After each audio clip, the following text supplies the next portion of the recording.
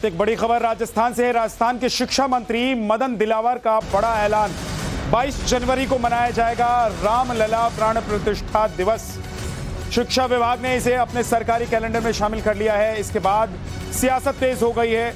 हमने जब इस पर शिक्षा मंत्री मदन दिलावर से बात की तो उन्होंने कांग्रेस को ही राम विरोधी बता दिया।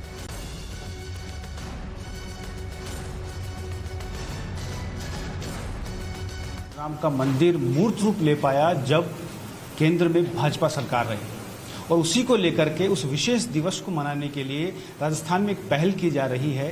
विद्यालयों में 22 जनवरी का जो दिन है वो विशेष उत्सव के रूप में मनाया जाए, ये पहल शिक्षा मंत्री की है।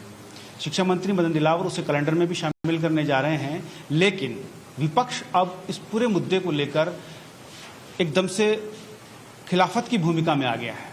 तमाम तरह की बातें की जा रही है, लेकिन उससे पहले हम बात करेंगे शिक्षा मंत्री मदन दिलावर जी से।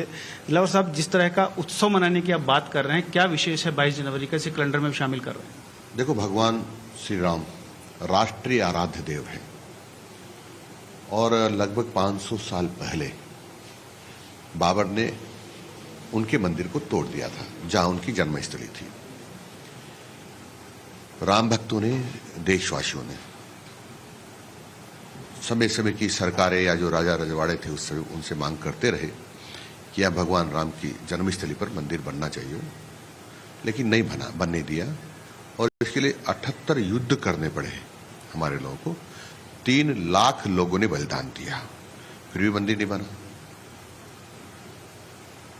तत्कालीन लोगों ने सोचा कभी अपनी सरकार आएगी, स्वदेशी सरकार आएगी, फिर मंदिर का निर्माण करेंगे।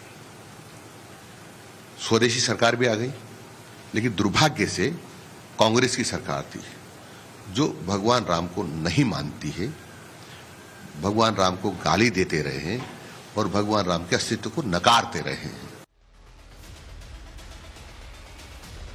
राजस्थान में शिक्षा मंत्री के बयान पर सियासत तेज हो गई है।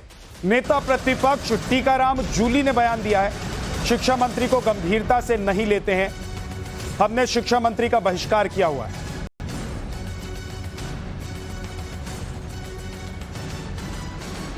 शिक्षा मंत्री को गंभीर लेते ही नहीं है। हमने तो बहिष्कार कर रखा है, बाइकाट कर रखा है शिक्षा मंत्री का। एक ऐसे शिक्षा मंत्री जो दूसरे समुदाय के लिए ये कहते हो कि तुम्हारा डीएनए कराऊंगा, बाप कौन है, तो ऐसे के तो मैं बात ही नहीं करता। हमने अंदर भी बहिष्कार कर रखा है, बाहर भी बहिष्कार है। इस तरह की बातें उसके सवाल का जवाब ही नहीं देंगे हम। सांप्रदायिक निर्णय है क्या? हम उसके सवाल का जवाब नहीं देंगे। हिंदू सनातन संस्कृति में भगवान राम का कोई स्थान नहीं ले सकता, लेकिन भारतीय जनता पार्टी केवल बार बार अपनी जो उपलब्धियां नहीं गिना पा रही और केवल अपनी विफलताएं दबाने के लिए इस प्रकार की बातें करती है।